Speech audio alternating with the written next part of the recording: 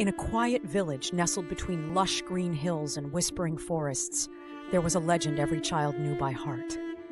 They spoke of magnificent white unicorns, their coats shimmering like moonlight on fresh snow, their silver hooves never making a sound as they raced across the fields.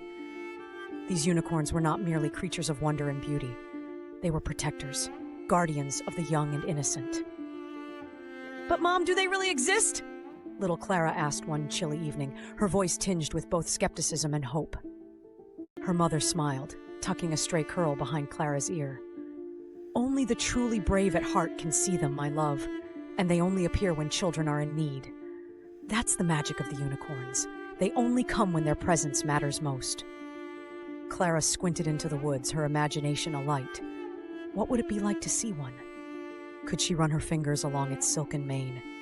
Would its eyes, warm and ancient, understand every word she thought but never dared to say aloud?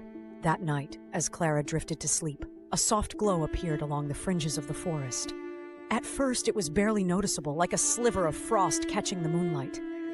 But then it grew brighter, illuminating the trees one by one. A white unicorn stepped into the clearing, its presence serene yet commanding. Its coat seemed to hold galaxies within its shimmer, and its spiraled horn glowed faintly with an ethereal light.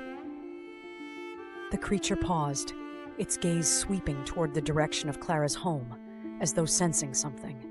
Though Clara slept soundly, not every child in the village found peace that night. Nearby, in a small, dimly lit cottage, a boy named Leo huddled in his bed. His dreams were restless, filled with shadows and endless forests where he felt perpetually lost. Leo's father had left earlier that year to find work in the city, and though his mother tried her best, Leo often felt alone in the world.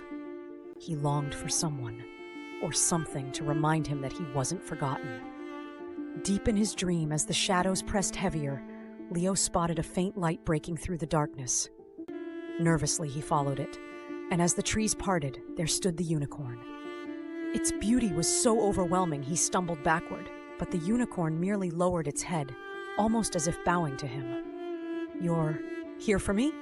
Leo whispered, his voice trembling. The unicorn's eyes, deep pools of compassion, seemed to say everything. Without words, it didn't just answer him, it assured him.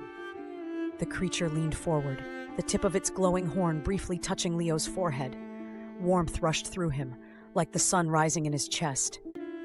The forest, once menacing, began to dissolve into soft hues of safety and light.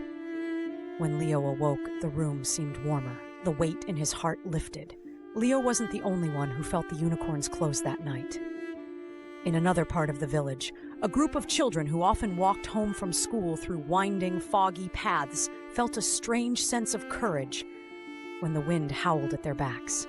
They looked behind them and thought they saw flashes of silver and white threading through the mist, shadowy figures keeping pace along the edge of the road. The air didn't feel as cold and their steps didn't falter. The unicorns were everywhere, not always visible, not always tangible, but always present. They existed in quiet ways. The soft nudge of encouragement when a child felt alone. The sudden burst of bravery when tears threatened to fall. The unseen force that carried a wandering heart back home again. One day, Clara decided she'd had enough of waiting. She wasn't exactly in danger, and she wasn't sad like Leo or scared like the other children, but she wanted to see the unicorns. More than that, she wanted to thank them for all they did. So one early morning, just before dawn, she slipped out of her home and tiptoed toward the forest edge where the tall grasses whispered secrets to the wind. Clara waited and waited, her breath fogging the crisp air. "I know you're there," she murmured, though part of her felt silly. "You protect us. I just wanted to say thank you." The sun had only just begun to rise when she saw it, a delicate figure emerging from between the trees. This unicorn was smaller than she imagined, perhaps younger. Instead of shimmering white, its coat held a pearly hue as though coated in dawn's light. Clara didn't move, barely daring to breathe as the unicorn approached her. "You're real," she whispered. The unicorn stepped closer, its soft nose brushing her outstretched hand. For a moment, Clara felt the same warmth Leo had in his dream.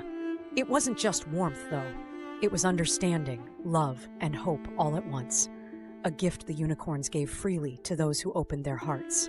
As it turned, trotting back into the woods, Clara whispered one last thing. I'll take care of them too. The children, I promise. From that day forward, Clara began to notice the little things. The way a smile could brighten someone's day. The way her small words of encouragement could make someone walk a little taller. And though she never saw the unicorns again, she felt their presence every time she acted with kindness or gave without expecting anything in return.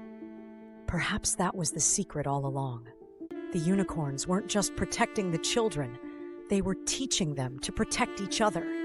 For in every act of love, in every moment of bravery, their shimmering magic lived on.